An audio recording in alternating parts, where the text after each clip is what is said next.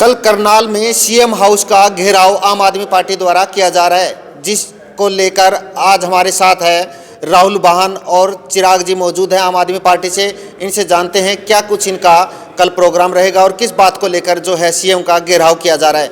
जी चिराग जी नमस्कार। नमस्कार जी। सर क्या कहना चाहेंगे, कल आप जो है करनाल में सीएम हाउस का घेराव करने जा रहे हैं, किन मुद्दों को लेकर आप? देखिए, सीएम हाउस का जो घेराव किया जा रहा है वो मेनली हम बेरोजगारी के और भ्रष्टाचार के मुद्दे पे कर रहे हैं। बेरोजगारी का मुद्दा आपके सामने ही है। 2 लाख वैकेंसीज सरकारी डिपार्टमेंट में हरियाणा में खाली पड़ी हुई हैं और 9 साल बीत जाने के बाद भी, अब तो 9.5 साल हो चुके हैं, इन्होंने वो 2 लाख सीटें भरने का काम नहीं किया। और कौशल विकास के नाम पर जो इन्होंने एक डिपार्टमेंट चला रखा है वो सिर्फ और सिर्फ युवाओं के साथ एक मजाक चल रहा है। इन्होंने किसी भी तरह से हरियाणा से बेरोजगारी मिटाने के लिए कोई प्रयास नहीं किया। उल्टा आज 10,000 युवाओं को इजराइल भेजने की बात कर रहे हैं कि हम इजराइल में नौकरी देंगे, जबकि इजराइल के हालात आपको मालूम है। इजराइल में काम करना तो बहुत दूर की बात है, वहाँ रहने वाले लोग वहाँ से निकलना चाहते हैं क्योंकि वहाँ लगातार युद्ध के हालात बने हुए हैं, और ये लोग कह रहे हैं हम इजराइल में नौकरी देंगे। तो कैसे, मतलब आप समझदार हैं कि हरियाणा का युवा हरियाणा में नौकरी चाहता है। सर क्या कहना चाहेंगे कि इजराइल भेजकर हरियाणा की जनता के साथ धोखा किया जा रहा है? बिल्कुल धोखा किया जा रहा है। हरियाणा का युवा अगर हरियाणा की सरकार चुन रहा है तो उसको हरियाणा में रोजगार चाहिए, उसको अपने परिवार के साथ रहना है, उसको इजराइल जाके एक युद्ध के क्षेत्र में नहीं रहना है। कल को क्या भरोसा वो बेचारा जिंदा वापस आएगा कि नहीं आएगा। अगर वो मर गया तो सरकार उसको कुछ देगी कि नहीं देगी। अभी इन्होंने मजाक बना रखा है एक, आपको मैं बता दूं, इन्होंने एक अभी भर्ती चालू कर रखी है आर्मी के अंदर, अग्निवीर के नाम से, जिसमें 4 साल का आपका वहाँ कोर्स है जो आप वहाँ पे भर्ती होंगे। अगर आपकी वहाँ मृत्यु हो जाती है तो आपको सरकार की तरफ से कोई पेंशन नहीं मिलती, कोई पैसा नहीं मिलता। जबकि हमारी आम आदमी पार्टी की सरकार में सरदार भगवंत मान जी जो पंजाब के मुख्यमंत्री हैं, 2 नौजवान जो अग्निवीर में भर्ती हुए भारतीय सेना में पंजाब से थे, और उनकी शहादत के बाद उनके परिवार को 13वीं से पहले 1-1 करोड़ रुपए के चेक उन्होंने वहां पे जाकर दिए हैं अपने हाथ से। तो हरियाणा सरकार कहाँ है? भारत सरकार क्या कर रही है उनके लिए? कुछ भी नहीं।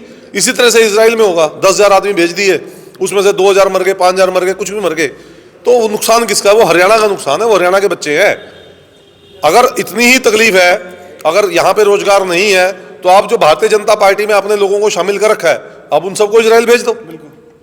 आपके पास बहुत सारी फोर्स है, आज तो बहुत सारे पदाधिकारी आपके हरियाणा में बैठे हैं, आपने बहुत लंबा चौड़ा हिसाब किताब बना के बैठे हुए हो, अब उनको इजराइल भेज दो 10,000 आदमी को, तो और उनकी जगह यहाँ हरियाणा के लोग। ईडी का खेल जो खेला जा रहा है, आज सुनने में आया कि जो अपने केजरीवाल जी हैं उनके पीए के भी जो रेड की जा रही है, तो क्या कहना चाहेंगे जो ईडी का खेल चल? भाई साहब, ईडी तो इनका एक पपेट बन के रह गया है। भारत सरकार ने ईडी को सिर्फ और सिर्फ अपने जो विपक्षी हैं जिनसे इन्हें डर लगता है उनके खिलाफ इस्तेमाल करने के लिए एक पपेट बना रखा है।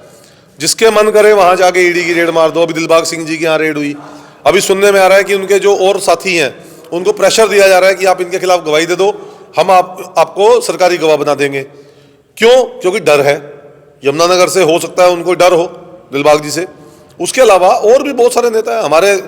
भारतीय जनता पार्टी ने आम आदमी पार्टी के नेताओं के ऊपर ईडी की रेड करवा रखी है, 4-5 नेताओं को अंदर करवा रखा है, जबकि आज तक उनके ऊपर कोई भी मुकदमा प्रॉपर तरीके से नहीं चला पाए, ना उनके खिलाफ कोई सबूत है। तो साफ नजर आ रहा है कि ये लोग क्या भ्रष्टाचार कर रहे हैं। मेयर चुनाव चंडीगढ़ के आपने देखे ही हैं, अभी क्या हुआ है वहाँ पे। तो अभी सुप्रीम कोर्ट ने फटकार भी लगाई है। तो क्लियर है कि ये लोग गुंडागर्दी पे उतर आए हैं, लोकतंत्र की हत्या कर रहे हैं, किसी भी तरीके से ये सरकार को सही ढंग से चलाने में नाकाम है, और सिर्फ भ्रष्टाचार के बेस पे ये आगे बढ़ना चाहते हैं, जो कि हरियाणा का युवा समझ चुका है। और जींद की जो बदलाव सभा अभी हुई है उसमें क्लियर संकेत इनको जा चुका है कि हरियाणा में एक परिवर्तन की लहर चल चुकी है, जिससे घबराकर ये लोग लगातार रेड कर रहे हैं और ईडी की रेड वहाँ पे चल रही है। हमारे साथ यमुनानगर के आम आदमी पार्टी के एक दबंग कार्यकर्ता, जिसे हम कह सकते हैं राहुल बाहन जी मौजूद हैं, उनसे हम जानने का प्रयास करेंगे। सर क्या कहना चाहेंगे? 36 वोट थे और उसमें सरेआम कैमरे के सामने धांधली हो जाती है, और आज सुप्रीम कोर्ट ने कल जो है उन्हें फटकार भी लगाई है, तो क्या कहना चाहेंगे? मैं तो यही कहना चाहूँगा कि सर देखो, 36 वोटों में इतनी हेराफेरी इन्होंने कर दी, और जब लोकसभा और विधानसभा में इतनी वोटें मिलेंगी तो ये क्या नहीं कर सकते। तो ये करप्ट सरकार है और तानाशाही पूरी तरह से इन्होंने अपना रखी है। और जो कल हमारे आम आदमी पार्टी से सीएम आवास का घेराव करा जा रहा है, उसका मुख्य कारण है बेरोजगारी। और बेरोजगारी, एचपीएससी की बात करूं तो वो पेपर अगर लेती है, वैसे तो वो पेपर ही नहीं लेते, अगर वो पेपर लेते हैं तो वो लीक हो जाता है। आप मानेंगे नहीं, हमारी खट्टर सरकार के दौरान 30 से ज़्यादा बार पेपर लीक हो चुका है हमारे यहाँ पे। सर एक चीज़ ये बताइए, खट्टर सरकार दावे कर रही है कि हम रोजगार जो है हरियाणा में नहीं विदेशों में भी बच्चों को दे रहे हैं, और जिसके 30-40 हज़ार बच्चे जो है वो भेजे भी जा चुके हैं इजराइल जैसे सर जहाँ पे युद्ध का माहौल बना हुआ है, जहाँ पे वो अपने सिटीजन्स को बचाने में असमर्थ हो रही है वहाँ की सरकार। मैं तो इतना कहना चाहूँगा, अगर ये बात करते हैं कि यहाँ युवाओं को भेजने की बात करें इजराइल जैसे देश के अंदर, सबसे पहले अपने नेतागण जो नेता है ना यहाँ के, वो अपने बच्चों को भेजें ना सबसे पहले वहाँ पे। अगर ये अपने नेताओं को भेजते हैं, फिर मैं युवाओं से भी आग्रह कर दूंगा कि आप भी जाओ, क्योंकि अगर अपने इतना दम रखेंगे, अपने बच्चों को भेजें पहले ऐसे माहौल में, फिर पता लगता है कि अपने ऊपर बीतती है, तब पता लगता है। युवाओं को तो ढकेल रहे हैं उस युद्ध के मैदान में, अपने बच्चों को भेज के देखें एक बारी। तो सर कल घेराव किया जा रहा है, उसके बाद क्या रणनीति रहेगी? घेराव करके क्या मैसेज आप देखो जी, घेराव करने का बहुत बड़ा रीजन है 3783। ये मैं जो आंकड़ा आपका बता रहा हूँ, 3783 युवाओं ने आत्महत्या की है खट्टर सरकार के दौरान। 2022-23 का आंकड़ा बता रहा हूँ ये, और ये छोटा मोटा आंकड़ा नहीं है। ये हमारे युवा या तो बाहर की तरफ रुख कर रहे हैं, या सुसाइड कर रहे हैं, या नशे की तरफ बढ़ रहे हैं। जो घर जाते हैं वो युवा बेचारे, उनको माँ बाप से भी गालियाँ पड़ती हैं। तो उन युवाओं से पूछ के देखिए उनका दिल का हाल। हम जैसे, अब मैं अपना एग्जाम्पल देता हूँ, 2014 के अंदर नायब तहसीलदार की पोस्ट निकली थी, वो पेपर इन्होंने एक्सटेंड करके 2017 में फिर दोबारा से लिया नहीं पेपर उस टाइम पे, 2017 में रीफॉर्म भरवाए गए, फिर 2019 में फिर हुआ ऐसा। और एक टाइम ऐसा है वो पता ही लगा मुझे पेपर कब हो गया।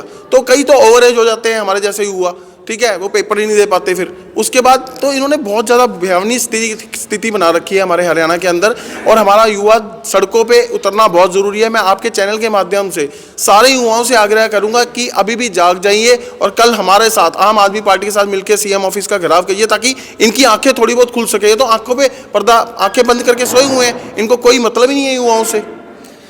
जी हाँ, हमारे साथ राहुल भान जी मौजूद थे। इन्होंने मुद्दे जो है उठाए हैं, कल सीएम सिटी जाकर और सीएम के घर का घेराव किया जाएगा। आप इस वीडियो के बारे में क्या कुछ कहना चाहेंगे? कमेंट्स में अपने विचार जरूर दें।